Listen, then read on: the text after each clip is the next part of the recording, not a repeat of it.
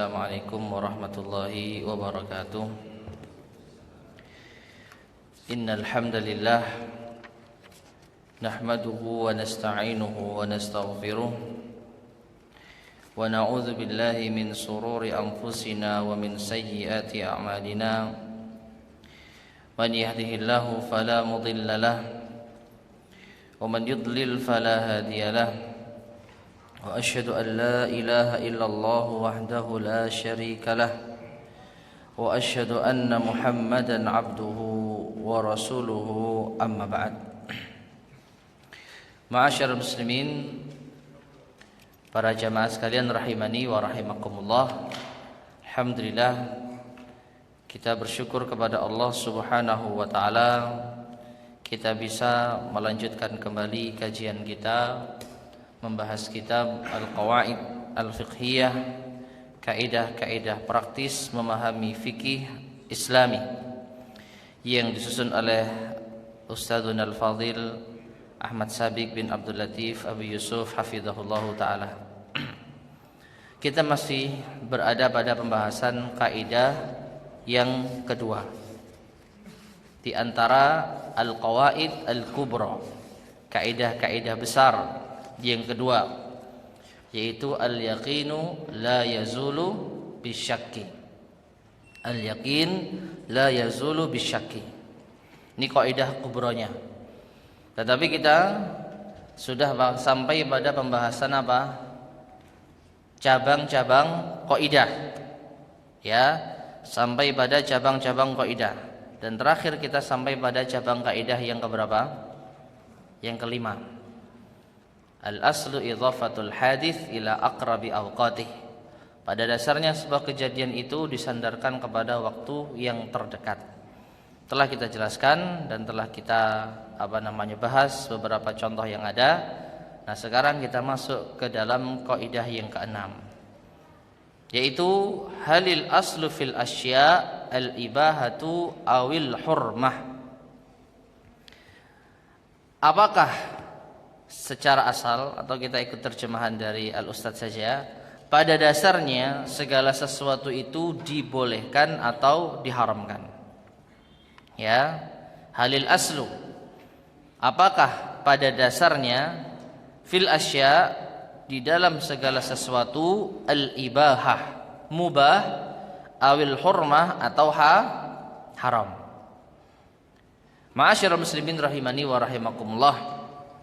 Sebenarnya kalau kita cermati kaidah atau cabang kaidah yang keenam ini tidak bersinggungan langsung dengan suatu amal atau muamalah, tapi dia terkait dengan, kalau bisa kita katakan, usul fikih.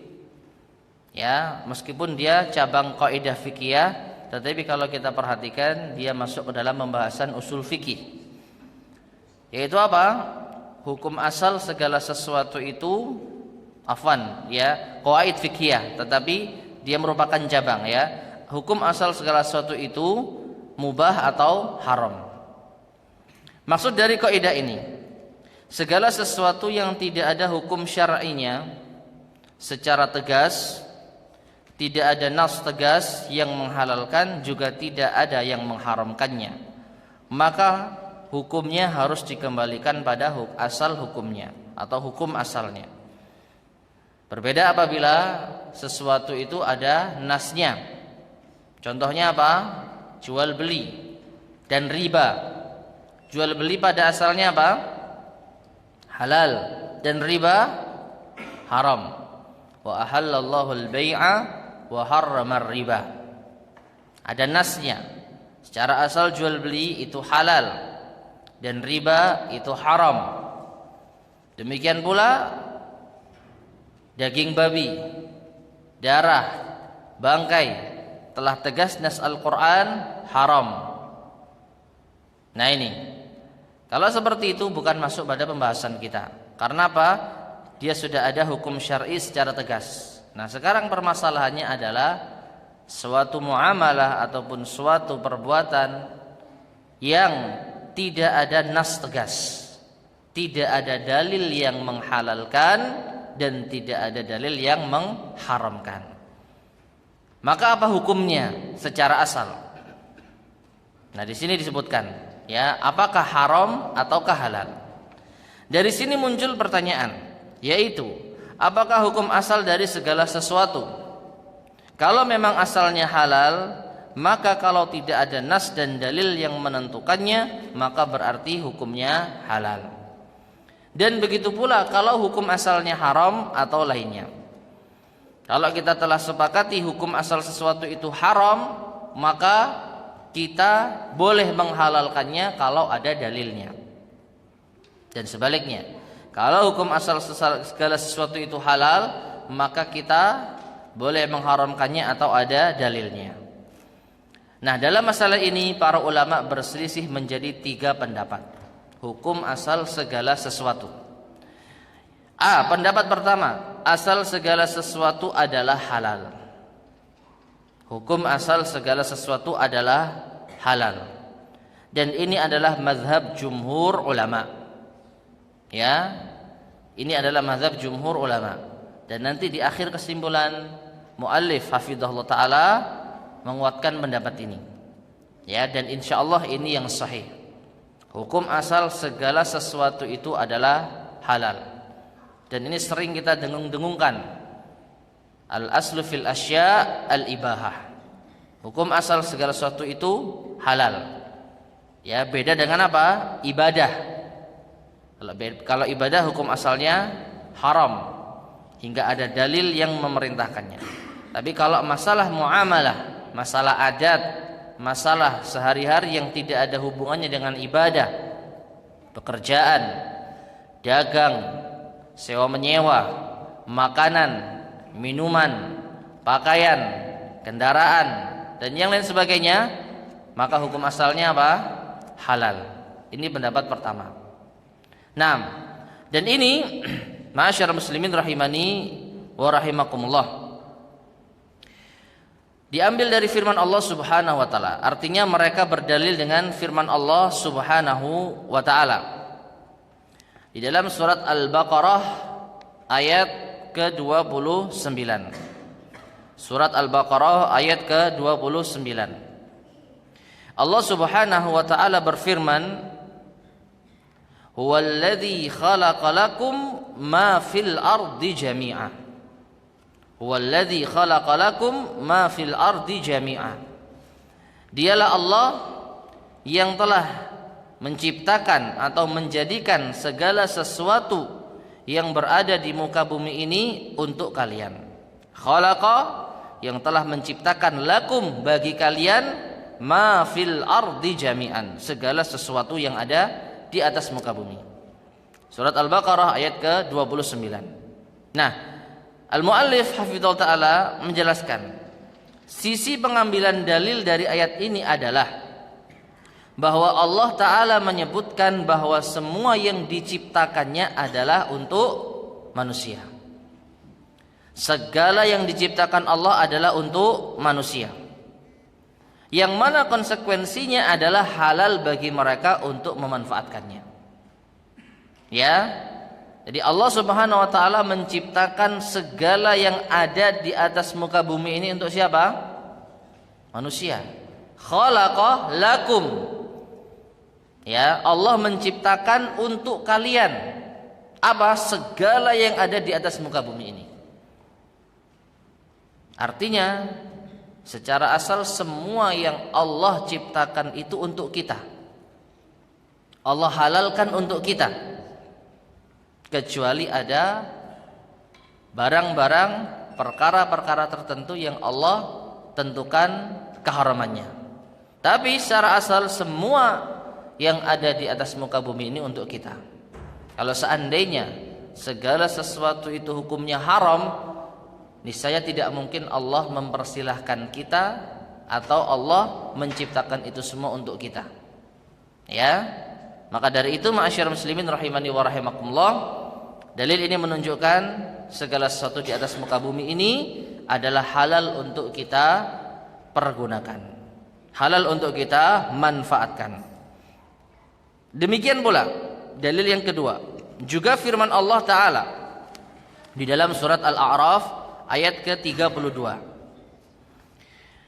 Allah Subhanahu wa taala berfirman, "Qul man harrama zinatallahi allati akhraja li ibadihi wat thayyibati minar rizq."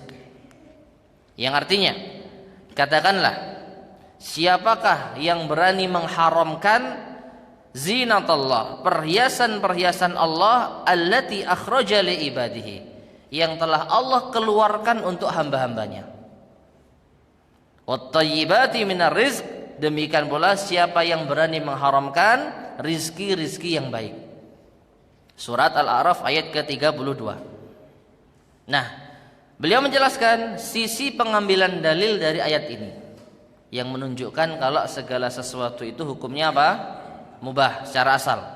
Yaitu apa? Bahwa Allah Subhanahu wa taala mengingkari orang yang mengharamkan perhiasan yang dikeluarkan oleh Allah. Allah mengingkari, ya. Karena di sini pertanyaan, man harrama, siapa yang mengharamkan? Artinya siapa yang berani mengharamkan? Pertanyaan yang sifatnya mengingkari. Al-istifham al-inkari. Ya, pertanyaan yang sifatnya mengingkari. Siapa yang berani mengharamkan perhiasan-perhiasan yang Allah keluarkan untuk hamba-hambanya? Ini menunjukkan hukum asal perhiasan yang Allah berikan kepada para hambanya apa? Mubah, halal. Mubah dan halal itu sama ya. Mubah dan halal itu sama. Ya. Dan rizki yang baik pula. Kalau memang Allah Subhanahu wa taala mengingkari yang mengharamkannya, berarti pada dasarnya itu halal. Ya. Kalau Allah mengingkari orang yang mengharamkan, Allah menentang orang yang mengharamkan, ini menunjukkan hukum asal segala sesuatu itu halal atau mubah. Ya. Jadi man harrama zinatallah, yang jelas-jelas akhraja li ibadi, Allah keluarkan itu untuk hamba-hambanya. Nah, demikian pula dalil yang ketiga. Firman Allah Subhanahu wa taala di dalam surat Al-An'am ayat ke-145. Surat Al-An'am ayat ke-145. Allah Subhanahu wa taala berfirman, "Qul la ajidu fima uhiya ilayya muharraman ala ta'imin yat'amuh illa ay yakuna maitatan aw daman masfuhan aw lahma khinzir fa innahu rijsun."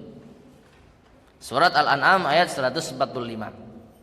Yang artinya, katakanlah wahai Muhammad, ya, tidaklah aku peroleh dalam wahyu yang diwahyukan kepadaku di dalam Al-Quran, ya, sesuatu yang diharamkan bagi orang yang hendak memakannya, kecuali makanan itu adalah bangkai atau darah yang mengalir atau daging babi, karena sesungguhnya semua itu rijsun, najis ataupun kotor.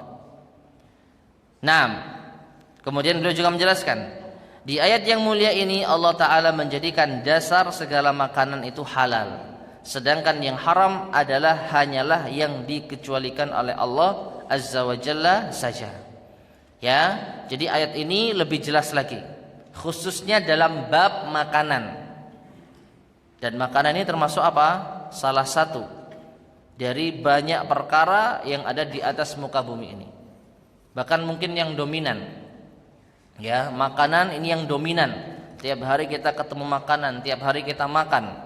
Jadi apa-apa yang Allah keluarkan dari bumi berupa rizki, maka makanan termasuk di antaranya. Nah, kalau secara asal rizki ataupun apa-apa yang Allah keluarkan untuk hamba-hambanya di atas muka bumi ini haram, misalnya secara asal itu haram, tentu tidak akan Allah berfirman demikian. Ya, justru ayat ini menunjukkan apa? Yang diharamkan itu hanya beberapa saja. Karena redaksi ayatnya, la ajidu fima uhiya ilayya, aku tidak mendapati dari wahyu yang diwahyukan kepadaku hal yang diharamkan kecuali. Ya, hal yang diharamkan kecuali. Dan biasanya yang dikecualikan itu lebih banyak atau sedikit? Lebih sedikit. Ya, meskipun para ulama kita membahas di dalam masalah usul fikih, apakah sah mengecualikan dalam jumlah yang banyak? Ya, sebagian para ulama membahas dalam masalah ini. Ya, misalnya bagaimana telah hadir seluruh santri, jumlahnya 50 misalnya, kecuali 48. Berarti yang hadir berapa? Cuma 2. Ya, apakah sah al-istisna semacam ini? Ini dibahas oleh para ulama kita, para ulama usul. Ya, umumnya semua santri masuk kecuali cuma 2 orang, 3 orang, 5 orang. Ini kalau santrinya 50. Nah, ini masih apa? Masih masuk akal. Ya, hari ini semua santri masuk, Pak, kecuali cuma 2 orang. Nah, kalau semacam ini diperbolehkan. Ya, tapi ada juga yang membolehkan pengecualian dalam jumlah yang sangat banyak. Di antara 50 siswa semuanya masuk kecuali cuma 48. Nah, ini artinya yang masuk cuma 2. Nah, ini menurut kebanyakan para ulama tidak sah. Pengecualian semacam ini tidak benar. Nah, dalam ayat ini pengecualian hanya sedikit, yaitu apa? Maitah, bangkai, damam masfuha, darah yang mengalir, lahma khinzir, dan daging babi. Ya, menunjukkan selain ketiga macam makanan ini hukum asalnya halal, mubah. Dan ini adalah dalil yang sangat-sangat jelas yang menguatkan pendapat yang pertama, pendapat jumhur ulama. Hukum asal segala sesuatu itu halal atau mubah. Para ulama ini, maksudnya para ulama yang menguatkan pendapat pertama juga berdalil dengan beberapa hadis. Di antaranya sabda Rasulullah sallallahu alaihi wasallam. Hadis yang diriwayatkan oleh Imam At-Tabarani, Al-Bazzar dengan sanad yang hasan. Apakah itu? Rasulullah sallallahu alaihi wasallam bersabda, "Ma ahallallahu fi kitabihi fahuwa halalun, wa ma harrama fahuwa haramun, wa ma sakata anhu fahuwa afiyah. Faqbalu minallahil afiyah, fa innallaha lam yakun nasiyya." Tsumma tala hadhil ayah, "Wa ma kana rabbuka nasiyya."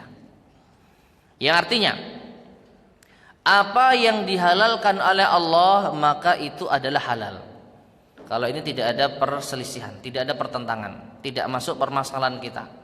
Ya, yang masuk permasalahan kita adalah yang tidak dihalalkan dan tidak diharamkan. Dan apa yang diharamkan olehnya maka haram. Ini juga sama. Nah, sedangkan yang didiamkan oleh Allah, apa maksudnya didiamkan? Tidak dihalalkan dan tidak diharamkan. Tidak ada keterangan nasnya secara tegas. Ya, maka Allah apa yang didiamkan oleh Allah maka berarti itu sesuatu yang dimaafkan olehnya. Afiyah, dimaafkan. Artinya apa? Dimaklumi, dipersilahkan. Maka terimalah itu. Lalu Rasulullah SAW membaca firman-Nya, "Wa ma kana rabbuka nasiyya," dan Allah tidak lupa tentang sesuatu pun. Ya, Allah tidak lupa tentang sesuatu pun. Dan hadis-hadis yang semakna dengan ini sangat banyak, meskipun sebagian sanadnya masih dipermasalahkan oleh ahlul ilmi. Kembali kepada hadis ini, maka hadis ini ma'asyar muslimin rahimani wa rahimakumullah dengan tegas mengatakan apa yang didiamkan oleh Allah, apa yang tidak ada keterangan halal haramnya, maka itu adalah dimaafkan oleh Allah, dimaklumi. Bahkan Rasulullah katakan, maka terimalah, faqbalu al-afiyah, ya, faqbalu minallahil afiyah, maka terimalah permaafan dari Allah, terimalah ya apa yang Allah maklumi tersebut. Ini menunjukkan kita diperintah untuk memanfaatkan apa-apa yang tidak ada ketentuannya secara tegas. Dan Allah menutup atau Rasulullah menutup sabdanya dengan firman Allah, "Wa ma kana rabbuka nasiyya." Ini enggak sebutkan suratnya ya. Ada yang tahu surat apa ini? Maryam yang jelas. Surat Maryam. Insyaallah surat Maryam. Wa ma kana rabbuka nasiyya. Surat Maryam ayat keberapa? Sorry.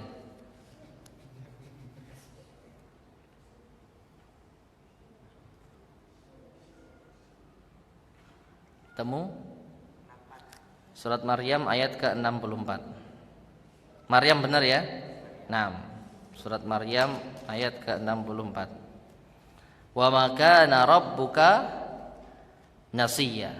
Dan ayat ini ma'asyar muslimin rahimani wa rahimakumullah, kalau kita cermati dalam kalamnya para ulama, kebanyakan yang dibawakan oleh Al-Imam Ibn Hazm Al-Andalusi sebagai apa? Suatu dalil yang menegaskan tentang zahir dari ayat.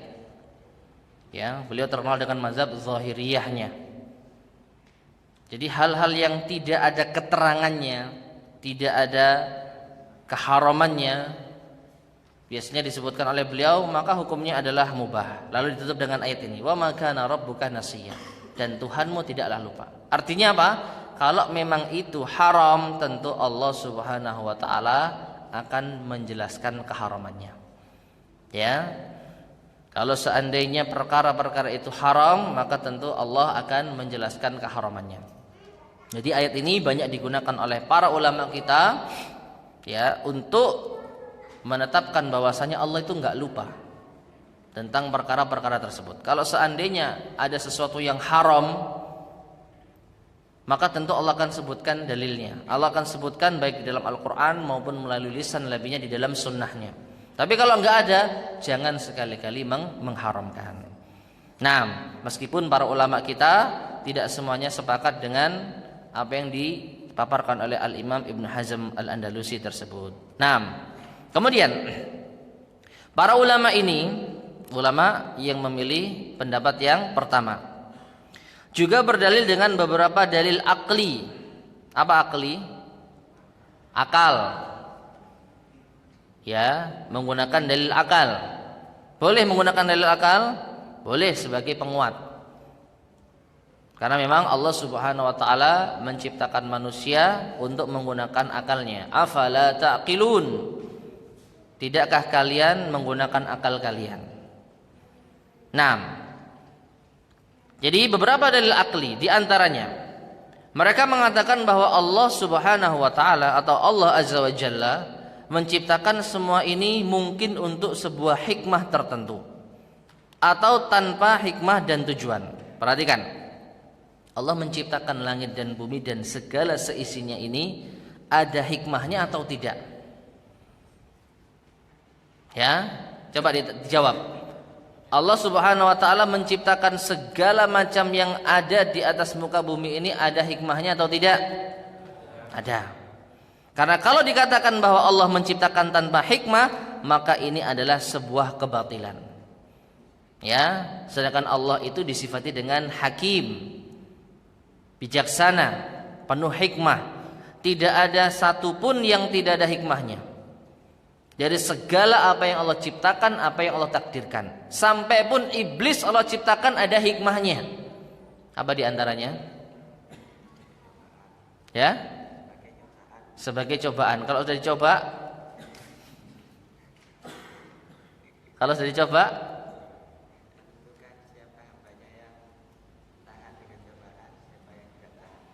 tahan dengan cobaan dan tidak tahan. Yang tahan berarti dia orang yang apa? Beruntung. Orang yang beriman, orang yang beruntung. Dia yang semakna dengannya. Ya. Jadi kalau tidak ada iblis, tidak akan ada dosa. Ya enggak? Kalau tidak ada dosa, maka tidak akan ada orang yang bertaubat. Ya enggak? Maka semua orang adalah taat. Demikian, ya kan? Maka ini merupakan salah satu hikmah dari Allah Subhanahu wa taala. Dengan adanya iblis, syaitan, maka mereka menggoda manusia. Menggoda, mencoba, gitu ya. Menggoda manusia. Dengan godaan tersebut, maka diuji siapa yang benar-benar beriman dan siapa yang tidak beriman. Nah, bagi orang yang tidak beriman jatuh kepada dosa atau tergoda dari cobaan-cobaan tersebut, jatuh kepada dosa. Dengan itulah ada kesempatan untuk istighfar dan bertaubat. Maka dalam satu hadis Rasulullah sallallahu alaihi wasallam pernah bersabda, "Lau lam tuznibu la dhahaballahu bikum wa la jaa'a biqaumin yudhibun fayastaghfirunallaha fayaghfir lahum. Seandainya kalian tidak pernah berbuat dosa, kata Rasulullah SAW, niscaya Allah akan sudah membinasakan kalian. Lalu Allah akan ganti kalian dengan suatu kaum yang mereka jatuh pada dosa, lalu mereka apa? Beristighfar kepada Allah, bertaubat kepada Allah, fayaghfiru lahum, maka Allah pun mengampuni dosa-dosa mereka. Kalau tidak ada iblis, tidak ada orang yang bertaubat, maka tidak terrealisasikanlah firman Allah, innallaha yuhibbut tawwabin. Allah mencintai orang-orang yang bertaubat. Enggak ada yang bertaubat. Nah ini. Maka segala yang Allah ciptakan, takdirkan, itu pasti ada apanya? Hikmahnya. Ya. Jadi Allah ciptakan segala sesuatu ada hikmahnya. Kalau dikatakan Allah menciptakan tanpa hikmah, ini suatu kesia-siaan. Ya, dan Allah sangat jauh dari sifat menyia-nyiakan sesuatu. Ya.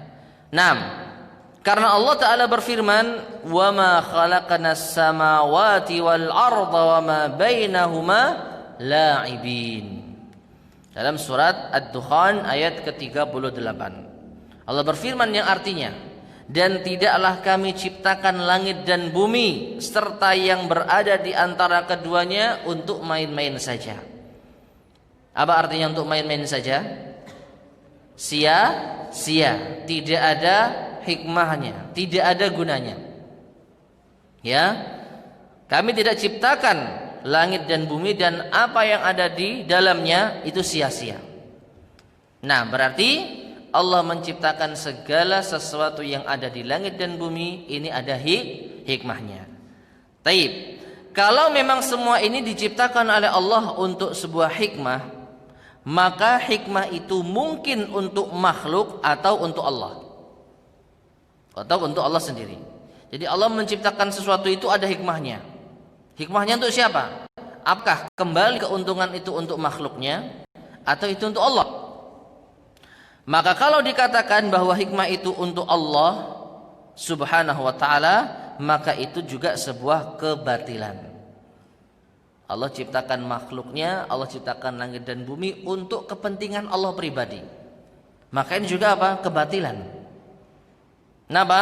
Karena Allah tidak butuh apapun dari makhluknya. Wa ma khalaqtul jinna wal insa illa liya'budun. Dan tidaklah aku ciptakan jin dan manusia melainkan agar mereka beribadah kepadaku. Apa ayat lanjutannya? Uridu minhum mir rizqin wa ma uridu ayyut'imun. Perhatikan ayat yang sangat luar biasa. Ketika Allah Subhanahu wa taala tetapkan, tidaklah aku ciptakan jin dan manusia melainkan agar mereka beribadah kepadaku, kepada Allah. Ya. Jadi Allah ciptakan jin dan manusia agar ibadah kepada Allah, agar manusia dan jin beribadah kepada Allah. Nah, ketika ada semacam prasangka, berarti Allah butuh untuk diibadahi. Maka Allah pun berfirman, ma uridu minhum mir rizq. Allah tidak butuh, ya, aku kata Allah tidak butuh dari mereka rizki. Ya, dan aku juga tidak butuh mereka memberi makan kepadaku. Bahkan innallaha huwar razzaq dzul quwwatil matin. Allah adalah yang maha memberi rizki, dzul quwwatil matin, memiliki kekuatan yang sangat dahsyat. Jadi ciptaan-ciptaan Allah itu untuk siapa? Untuk kita, bukan untuk Allah. Kalau sampai ada yang mengatakan Allah menciptakan segala sesuatu yang ada di atas muka bumi ini untuk kepentingan Allah, maka batil. Allah enggak butuh itu semua. Nah, kalau ternyata apa yang Allah ciptakan itu hikmahnya bukan kembali kepada Allah, dari sini maka dipastikan bahwa ini semua untuk siapa? Makhluknya. Ini semua untuk makhluknya. Dan pemanfaatan hikmah ini poin terakhir ya. Dan pemanfaatan hikmah ini tidak mungkin dilakukan kecuali kalau semua itu pada dasarnya halal dan boleh dimanfaatkan. Kembali kepada ayat-ayat sebelumnya yang telah kita bacakan, semua yang ada di atas muka bumi ini bagi kita, bagi hamba-hambanya, bagi kalian wahai para manusia. Dan ini adalah hikmah dari Allah Subhanahu wa taala. Allah sediakan ini semua untuk kita. Nah, kalau Allah Subhanahu wa taala ternyata menyediakan semua ini untuk kita, tapi kok Allah haramkan, berarti ini juga sia-sia. Ya. Maka ini menunjukkan bahwa segala sesuatu secara asal silahkan untuk diambil, silahkan untuk dimanfaatkan, kecuali ada beberapa hal yang nanti mungkin ada larangannya. Nah, ini ma'asyar muslimin rahimani wa rahimakumullah, pendapat yang pertama. Jelas ya insyaallah ya. Nah, berikutnya pendapat yang kedua, asal segala sesuatu adalah haram. Kebalikannya. Jadi hukum asal segala sesuatu itu adalah haram. Dari sini maka berat ini ya. Makan ayam. Ada enggak dalil yang menghalalkannya? Nah. Kalau ada dalil yang menghalalkannya, makan. Kalau enggak ada, hukum asalnya haram. Makan tempe. Ya. Hukum asalnya haram, kecuali ada dalil yang menghalalkannya. Minum apa? Wah, nyebut merek nih. Iya. Enggak apa-apa. Enggak dengar kok, ya. Ya, minum minuman apalah, sirup apa misalnya, atau minum jus misalnya. Ya, minum jus. Hukum asalnya kalau ikut pendapat ini haram. Kalau ikut pendapat ini, ya, boleh minum kalau ada dalil. Perhatikan dalil ya. Dalil, cari di Al-Qur'an ataupun sunnah, oh ternyata buah ini halal. Nah, ini. Dan buah-buah yang dihalalkan yang disebutkan dalam surga itu terbatas. Paling apa? Anggur, kurma, rumman, buah rum. Buah rum itu buah apa? Delima ya. 6. Durian agak ono dalam Al-Qur'an. Ya. Durian enggak ada. Mangga enggak ada. Ya, cari dalil yang menghalalkan. Kalau ada baru halal. Nah, ini pendapat yang kedua. Konsekuensinya seperti itu. Nah, ini adalah pendapatnya Imam Abu Hanifah. Sebagaimana yang dikatakan oleh Imam Asy-Syuyuti dalam Al-Asbah wan Nadhair. Halaman 60. Hanya saja para ulama Hanafiyah sependapat dengan mazhab jumhur yang mengatakan bahwa asal segala sesuatu adalah boleh dan mubah. Perhatikan. Tadi di atas disebutkan pendapatnya Imam Abu Hanifah. Segala sesuatu adalah haram. Sedangkan para ulama Hanafiyah sependapat dengan mazhab jumhur. Apa bedanya? Imam Abu Hanifah dan ulama Hanafiyah. Loh ya, apa bedanya Abu Hanifah dengan Hanafiyah? Bukankah sama? Hanafiyah diambil dari Abu Hanifah ya? Guru dan murid. Siapa gurunya? Nah, jadi Imam Abu Hanifah. Para pengikut mazhab Imam Abu Hanifah itu disebut pula Al-Hanafiyah atau Al-Ahnaf. Sebagaimana para pengikut Imam Malik bin Anas disebut Malikiyah. Para pengikut Imam Asy-Syafi'i disebut Syafi'iyah. Para pengikut Imam Ahmad bin Hambal disebut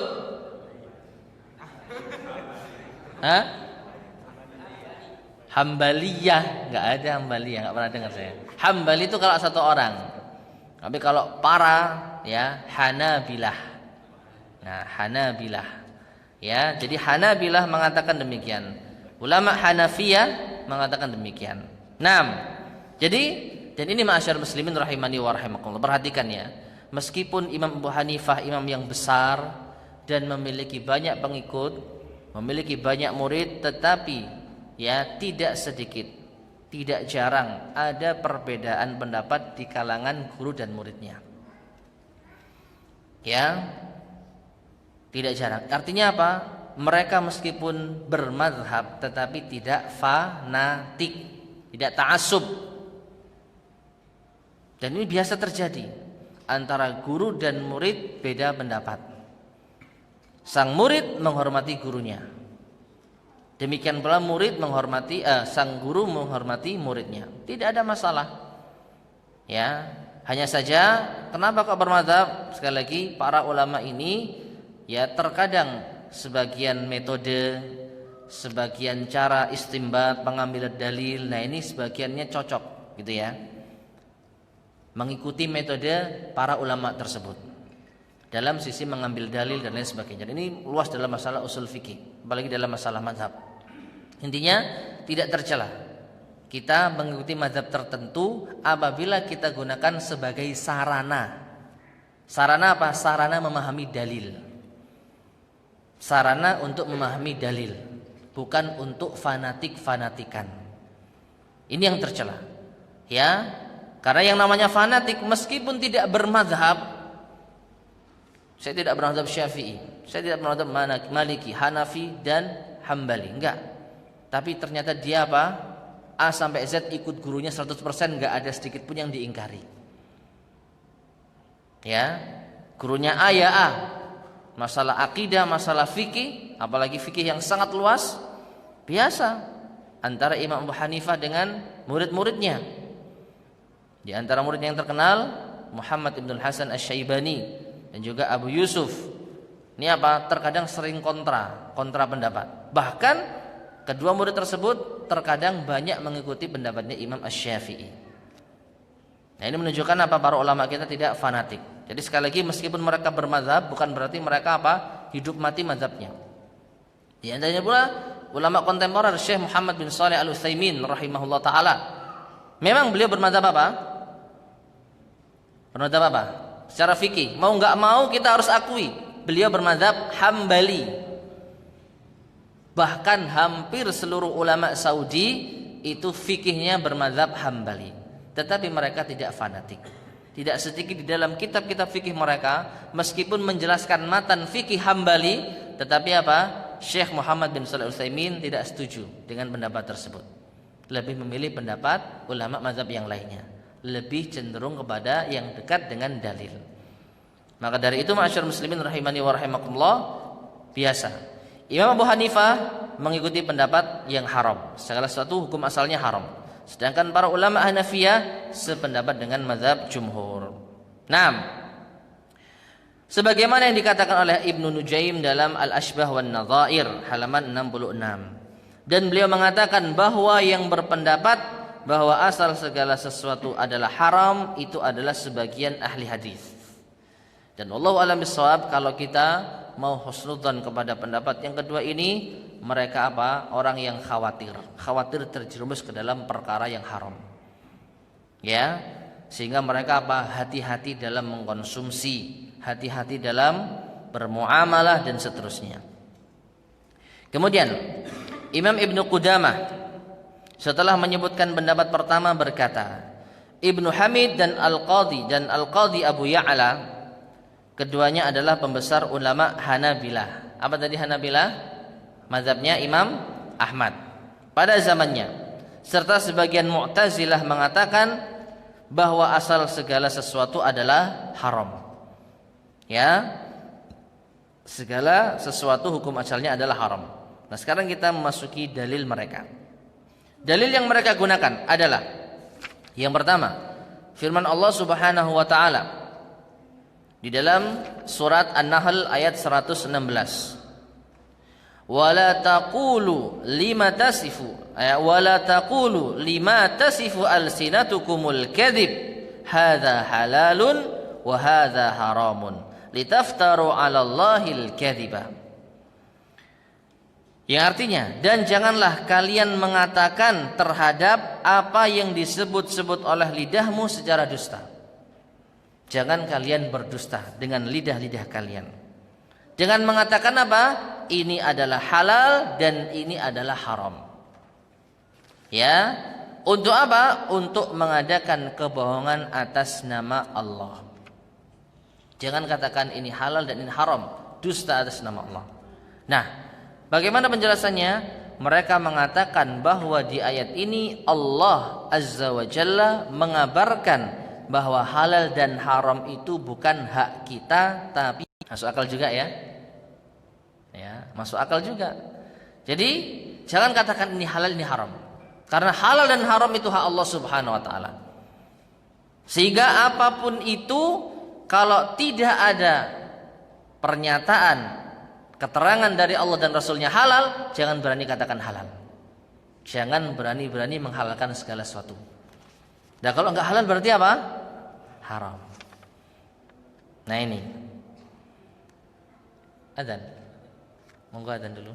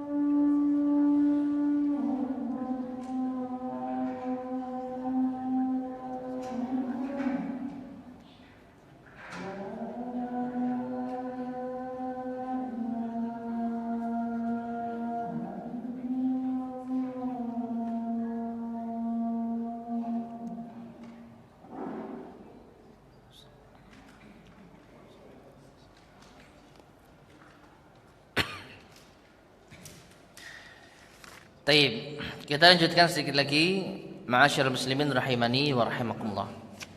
Jadi ayat yang pertama, bahkan mungkin satu-satunya ayat yang digunakan atau yang dibawakan oleh mazhab yang kedua ini, menjelaskan bahwasanya halal dan haram itu adalah hak Allah. Maka jangan berani-berani kalian menghalalkan kecuali ada keterangan halalnya dari Allah. Jika tidak, maka kalian telah berbuat dusta atas nama Allah, dan tentu ini adalah dosa besar. Kemudian dalil yang kedua, sabda Rasulullah sallallahu alaihi wasallam. An Nu'man ibn Bashir yaqul sami'tu Rasulullah sallallahu alaihi wasallam yaqul. Dari sahabat Nu'man bin Bashir, ia berkata bahwasanya saya mendengar Rasulullah sallallahu alaihi wasallam bersabda, al-halalu bayyinun wal haramu bayyinun. Yang halal itu jelas dan yang haram itu juga jelas. Wa bainahuma umurun mushtabihat. Atau tidak ada umurnya ya. Seingat saya ada lafaz umurnya. wa bainahuma umurun mushtabihat wa musyabbahat di sini ya. Dan di antara keduanya ada perkara yang musyabbahat. Yang apa? Samar. La ya'lamuha faman ittaqa syubuhat istabra'a lidinihi wa irdihi. Maka barang siapa yang waspada, hati-hati dari perkara yang syubhat, yang samar, maka ia telah menyelamatkan agama dan kehormatannya. Hadis sahih riwayat Bukhari dan Muslim. Adapun keterangannya, muallif hafizallah menjelaskan, sisi pengambilan dalil dari hadis ini adalah bahwa perkara yang tidak jelas halal dan haramnya maka harus dihindari, karena itu perkara syubhat yang masih samar. Bahkan dalam redaksi lainnya, faman waqa'a fis syubhat waqa'a fil haram. Barang siapa yang terjatuh pada perkara yang syubhat, yang samar, maka pada hakikatnya ia terjatuh pada perkara yang haram. Hadis ini kalau nggak salah ada di dalam kitab Arba'in An-Nawawiyah. Nah dari sini ma'asyarul muslimin rahimani wa rahimakumullah, ya, dipahami oleh pendapat yang kedua bahwa segala sesuatu itu apa? Halalnya jelas, haramnya jelas. Halalnya jelas kita dapatkan dari Al-Quran dan Sunnah. Haramnya jelas kita dapatkan dari Al-Quran dan Sunnah. Nah, kalau tidak ada keterangan halal dan haramnya, maka itu perkara yang syubhat, yang samar. Dan perkara yang samar dalam riwayat yang lain itu sama seperti kita terjerumus ke dalam perkara yang haram. Maka kesimpulannya, hukum asal segala sesuatu yang tidak ada keterangan halalnya itu haram. Ini pendapat yang kedua. Adapun pendapat yang ketiga yaitu tawakuf. Apa itu? Diam. Ya. Tidak mengatakan asal segala sesuatu halal atau haram. Jadi tidak bersikap. Tidak mengikuti pendapat pertama dan tidak mengikuti pendapat kedua. Nah, yang berpendapat demikian adalah sebagian Hanafiyah. Hanafiyah lagi. Sebagian Hanafiyah. Ya. Jadi mazhab Hanafiyah terpecah menjadi 3 pendapat. Imam Abu Hanifah mengatakan hukum asal haram. Kebanyakan pengikutnya, kebanyakan murid-muridnya mengikuti pendapat jumhur, asal segala sesuatu adalah halal. Sebagian ulama Hanafiyah tawakuf, tidak mengikuti pendapat 1 dan pendapat 2. Nah, demikian pula Abul Hasan Al-Asy'ari, Abu Bakar As-Sayrafi dan Abul Hasan Al-Kharzi Al-Hambali. Kemudian Al-Ustadz hafizallah memaparkan pendapat yang sahih. Pendapat yang sahih adalah mazhab pertama, yang merupakan mazhab jumhur, yaitu asal segala sesuatu itu halal atau mubah. Adapun ayat yang digunakan oleh mazhab yang kedua itu bisa dibantah. Apa ayat yang dibawakan oleh mazhab kedua? Coba kita lihat lagi. Wala taqulu lima tasifu alsinatukumul kadzib hadza halal wa hadza haram. Jangan kau katakan dengan dusta ini halal dan ini haram. Ditaftaru 'ala Allahil kadzib, yaitu dengan membuat kedustaan atas nama Allah Subhanahu wa taala. Nah, ayat ini kata beliau hafizallahu taala bisa dibantah bahwa yang mengatakan bahwa segala sesuatu itu halal bukan mengatakan dari mereka sendiri, akan tetapi dari keumuman diciptakannya semua makhluk untuk kepentingan manusia, dan itu tidak mungkin kecuali kalau hukumnya halal. Tapi masyarakat muslimin rahimani wa rahimakumullah, pada paragraf ini jujur saya kesulitan untuk memahaminya ya. Jadi wallahu alam maksud dari ucapan beliau ini. Tapi kalau boleh kita sedikit menjelaskan ya, versi yang mungkin bisa lebih memudahkan. Ayat yang kedua ini perhatikan. Ayat yang dibawakan oleh mazhab kedua perhatikan. Ya, di sini yang dilarang itu adalah menyebutkan ini halal dan ini haram tanpa keterangan dari Allah. Jadi sebenarnya sasarannya bukan hanya halal saja. Kan begitu. Jangan katakan ini halal. Tapi juga apa? Jangan katakan ini haram. Nah ini. Jadi kalau mau adil ya berlakukan. Kalau enggak haram berarti hukum asalnya apa? Halal. Tadi kan kita hanya memahami dari sisi jangan katakan ini halal. Jangan berani-berani mengatakan ini halal kalau tidak ada ketentuannya. Tapi teruskan ayatnya. Demikian pula Anda jangan berani-berani mengatakan ini haram. Nah, sehingga minimalnya ayat ini mungkin termasuk ayat yang samar, mutasyabihat. Dan kita kalau ada menjemukan ayat yang samar, apa kata Allah SWT? Di dalam surat Ali Imran, fa ammal ladzina fi qulubihim zayghun fayattabi'una ma tasyabaha minhu ibtigha'al fitnah wa ibtigha'a ta'wilih. Warasikhuna fil ilmi yaqulun kullun min indi rabbina. Ya, orang-orang yang rasikh, kokoh di dalam keilmuan, mereka mengatakan kullun min indi rabbina. Semua ayat itu berasal dari Tuhan kami. Jadi kalau ada ayat yang nampaknya samar, maka kita kembalikan kepada ayat yang muhkam, yang jelas. Dan ayat yang jelas sudah cukup banyak kita sampaikan pada pemaparan mazhab yang pertama. Huwallazi khalaqalakum ma fil ardi jami'an. Allah menciptakan bagi kalian semua ini untuk kalian. Demikian pula kul man harrama zinatallah, siapa yang berani mengharamkan. Perhatikan di ayat ini tidak ada siapa yang berani mengharamkan dan menghalalkan. Yang dipermasalahkan oleh Allah adalah siapa yang berani mengharamkan. Maka ini ayat yang muhkam, yang jelas. Sehingga ayat yang mutasyabihat semacam ini jangan katakan halal dan jangan katakan haram, kita bawa kepada ayat yang muhkam. Dan ini sesuai dengan kaidah tafsir yang sahih. Ya. Tetapi orang-orang yang menginginkan zaik, penyimpangan, mereka kebanyakan menggunakan ayat-ayat yang mutasyabihat. Jadi ayat yang kedua terbantahkan. Adapun hadis di atas juga bukan dalil. Hadis apa? Al halalu bayyin wal haramu bayyin. Ya, bukan dalil mereka. Karena sesuatu yang syubhat adalah sesuatu yang dipertentangkan antara dalil yang mengharamkan dan menghalalkan. Jadi yang namanya syubhat itu antara halal dan haram. Nah, bagi orang yang awam, ahsan meninggalkannya karena Anda nggak tahu hukumnya. Ini sebagai apa? Ihtiyatan, kehati-hatian. Bukan berarti kita mengharamkan. Dan ini bagus.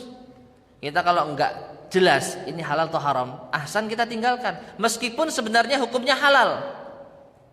Karena kita khawatir. Famanittaqa faman waqa'a fi syubhat waqa'a fil haram. Kita khawatir kalau kita enggak tahu ternyata haram, ya bisa nanti berbahaya. Meskipun hukumnya halal ternyata. Nah, sehingga kita kembalikan kepada ahli ilmu, kepada ulama. Nah, dari sini maka bisa kita tentukan hukumnya. Nah, jadi bukan dalil karena sesuatu yang syubhat adalah sesuatu yang dipertentangkan antara dalil yang mengharamkan dan menghalalkan. Adapun sesuatu yang sama sekali tidak diharamkan, maka itu sesuatu yang dimaafkan oleh Allah. Artinya syubhat itu kalau ada pertentangan. Ada yang mengatakan halal, ada yang mengatakan haram. Nah, ini baru apa? Syubhat. Tapi kalau tidak ada yang mengharamkan, apa hukumnya makan ini misalnya? Makan ayam. Ada enggak ulama yang mengharamkan? Ada? Setahu saya enggak ada, kecuali ikut mazhab kedua. Kita enggak anggap itu. Tapi ulama yang kokoh, yang istilahnya yang tidak terpengaruh dengan mazhab kedua, ada enggak yang menghalalkan ayam? Setahu saya enggak ada. Maka ini bukan perkara syubhat. Ini perkara yang apa? Masuk ke dalam bayyin. Wallahu alam. Adapun para ulama yang bersikap tawakuf, tidak mengambil pendapat yang pertama dan pendapat yang kedua, maka dikatakan pada mereka bahwa segala sesuatu itu pasti ada hukumnya. Pasti ada hukumnya, status hukumnya. Maka kalau terus tawakuf, lalu sampai kapan? Padahal harus ditetapkan hukumnya. Ya, sekali lagi kalau terus tawakuf enggak jelas, maka kita tidak bisa memanfaatkan hikmah Allah. Kita enggak bisa memanfaatkan hikmah Allah Subhanahu wa taala. Hukum suatu makanan tertentu misalnya tawakuf kita. Ya, enggak disembelih-sembelih akhirnya. Nanti tua jadi bangkai. Ya, kecuali jelas dia haram. Enggak boleh kita makan jelas. Tapi kalau belum jelas, maka harus ditentukan hukumnya. Halal atau tidak sih? Kalau halal segera manfaatkan. Ya, untuk apa? Untuk mengambil dan memanfaatkan hikmah dari Allah menciptakan segala sesuatu di atas muka bumi untuk manusia. Wallahu taala alam. Adapun faedah dari khilaf ini atau khilaf ini adalah nanti akan kita lanjutkan pada pertemuan berikutnya biidznillah subhanahu wa taala. Tayyib ma'asyiral muslimin rahimani wa rahimakumullah. Mungkin ini yang bisa kita sampaikan pada pertemuan kita di malam hari ini. Kurang lebihnya saya mohon maaf. Sebelum kita akhiri, barangkali ada yang mau disampaikan, silakan.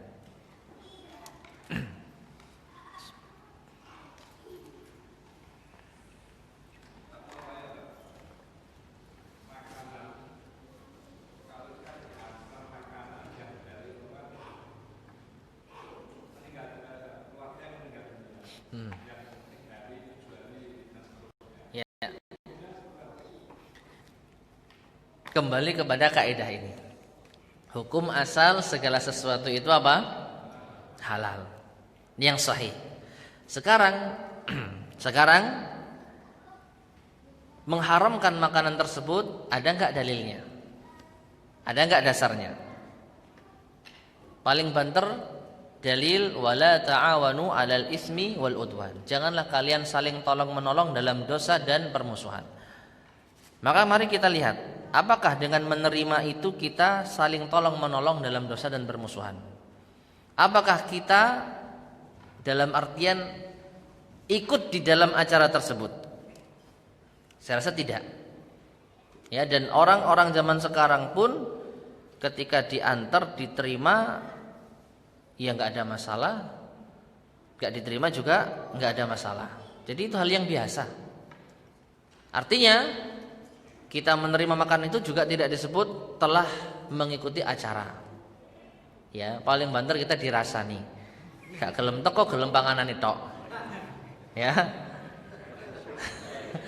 Tapi kalau nggak diterima, ya tetap diparak dikatakan, ya. Sombong nggak gelem terima panganan, nggak gelem terima rezeki. Nah, sama-sama diomongin, sama-sama diomongin, ya diambil aja, makan meskipun diomongin. Jadi wallahu a'lam bishawab, secara asal halal, ya, menerimanya dan memakannya. Jadi tidak ada masalah. Kecuali di dalam makanan tersebut ada unsur keharamannya, beda lagi. Ya, wallahu a'lam bishawab. Ya.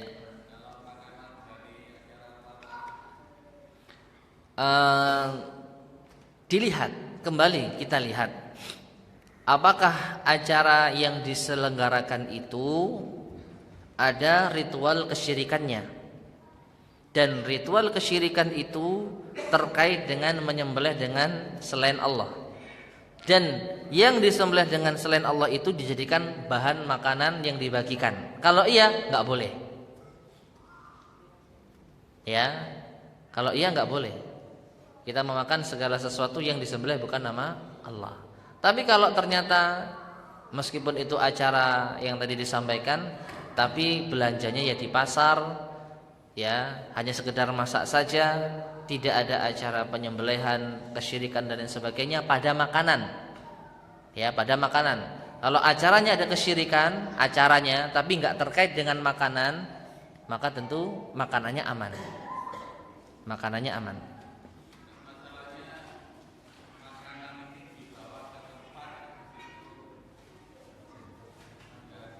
Loh, kita ngambilnya di mana?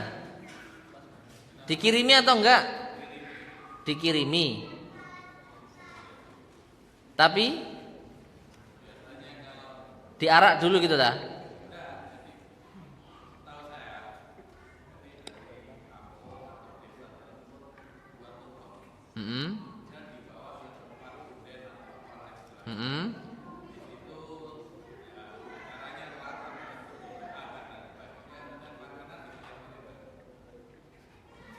Nah, tempat yang tadi disebutkan tadi, apakah di situ ada unsur kesyirikan yang terkait dengan makanan? Dalam artian nyembelih. Jelas ini. Atau makanan ini hanya sekedar dibawa?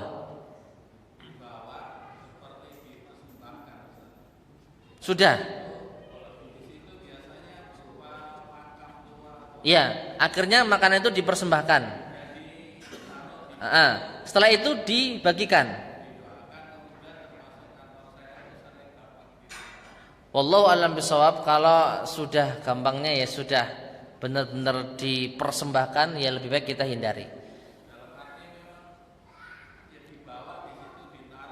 Yang saya pahami ya memang ditaruh. Jadi kalau kita mau ambil ya kita datang. Nah ini nggak boleh. Ya, mengambil sesuatu yang memang dipersembahkan untuk selain Allah, ya ini nggak boleh. Makanya tadi saya tanya, dikirimnya atau enggak? Tapi kirimnya habis dipersembahkan. Nah, ya lebih baik kita hindari. Ya. Jadi lebih baik kita hindari. Intinya makanan ini sudah dipersembahkan.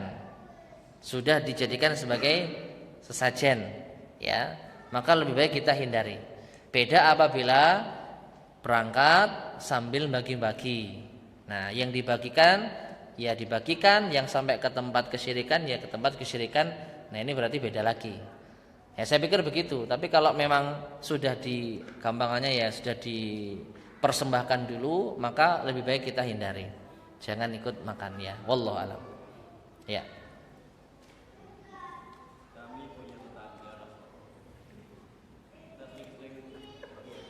Ya.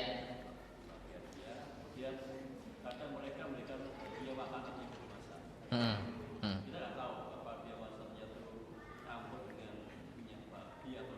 Hmm. Hmm. Hukum asal segala sesuatu halal. Sampai kita tahu benar-benar dia masak pakai minyak babi. Kalau nggak tahu, dimakan. Ya, dimakan. Ya, sampai pun itu sembelihan. Sampai pun sembelihan. Wa ta'amul ladzina utul kitab hillul lakum, dan makanan ya sembelihan ahli kitab halal bagi kalian. Meskipun dengan jelas, dengan sadar pasti enggak baca bismillah. Ya kan? Tetapi Allah telah mengatakan halal bagi kita.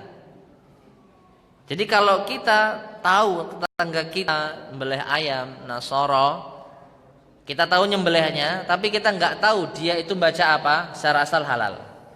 Meskipun dipastikan enggak baca bismillah. Tapi kalau kita jelas-jelas tahu dia membaca selain nama Allah ketika nyembelih, maka baru berlaku ayat yang lainnya, yaitu wa ma uhilla li ghairillah bih. Diharamkan bagi kita untuk makan sembelihan yang tidak disebut nama selain Allah. Tapi kalau dia nyembelih biasa, ya ada ayam disembelih langsung tanpa menyebut apa-apa, Nasara halal. Ya, seperti itu. Apalagi kalau ternyata belanja, dia beli, belanja, dimasak, ya tentu tidak ada unsur keharaman. Jadi boleh kita untuk apa memakannya. Mungkin seperti itu ya. Wallahu a'lam.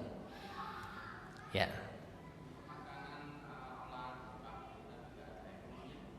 Hukum asal segala sesuatu itu halal.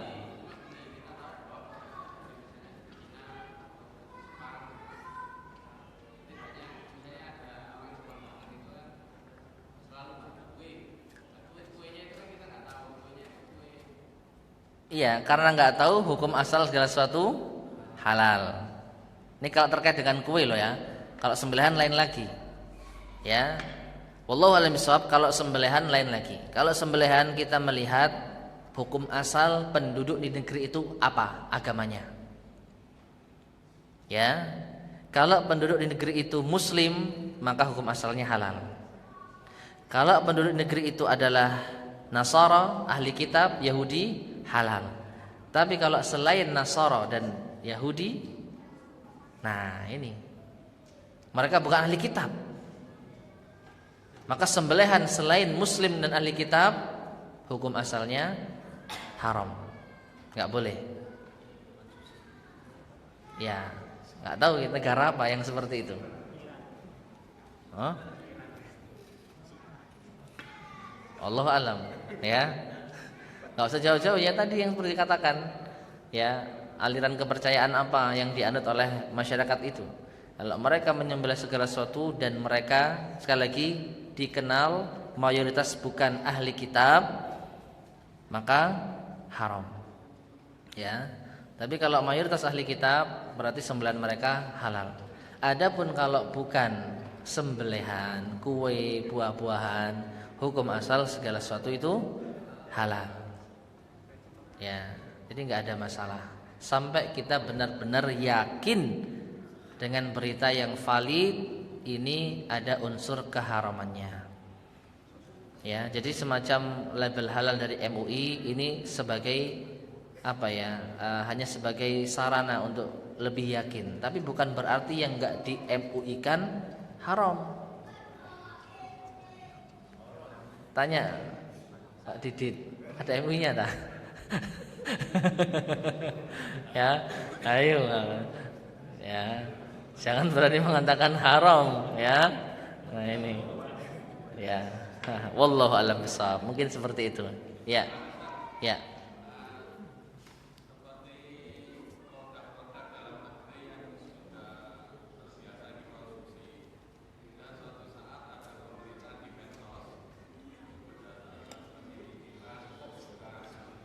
Nah, penyelidikan dari siapa ini? Mm-mm. Mm-mm.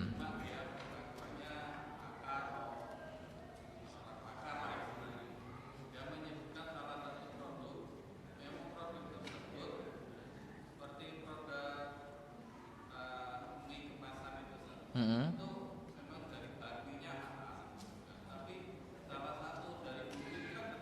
Mm. Ya. Ya, jadi yang pertama tabayun, benar gak ini tulisannya pakar tersebut? Yang pertama, jangan-jangan itu hanya sekedar tulisan anak-anak diramu kemudian dinisbatkan kepada pakar. Itu yang pertama. Yang kedua, apakah pakar itu mewakili badan resmi yang bisa melegalkan suatu itu halal dan haram? Apakah mereka pakar tersebut mewakili katakanlah MUI dan yang semisalnya? Kalau iya, maka berarti omongannya bisa dipercaya. Tapi kalau tidak, maka kita lihat. Kalau untuk diri kita kehati-hatian silakan. Tapi kalau kita keluar-keluarkan hawas haram, jangan. Karena akan membuat fitnah. Jadi bukan berarti kita enggak ambil pelajaran, bukan berarti kita tidak waspada. Waspada. Kalau untuk kita, waduh kok khawatir ya saya. Beliau ini ahli, pakar. Meskipun tidak ada di badan resmi MUI. Tapi ternyata beliau menguraikan riset penelitian yang cukup masuk akal, cukup jelas. Wah, saya enggak makan dulu ah. Untuk apa kehati-hatian? Silakan. Tapi kita stempel awas haram, ini bahaya. Jadi minimal untuk kita pribadi hati-hati, waspada boleh. Bahkan ini yang harus kita lakukan. Ya, apalagi yang berbicara pakar dan dia adalah seorang muslim dan thiqah. Ya, dugaan kuat kita dia benar. Tetapi sekali lagi karena tidak mewakili badan resmi, maka tentu saja enggak bisa kita menjadikan sebagai rujukan utama. Jadi silakan kita ambil sikap sesuai dengan kehati-hatian. Mungkin seperti itu. Wallahu a'lam. Taib ma'asyar muslimin rahimani wa rahimakumullah, mungkin kita akhir sekian. Kurang lebihnya saya mohon maaf. Subhanakallahumma bihamdika asyhadu an la ilaha illa anta astaghfiruka wa atubu ilaik. Walhamdulillahirabbil alamin. Wassalamualaikum warahmatullahi wabarakatuh.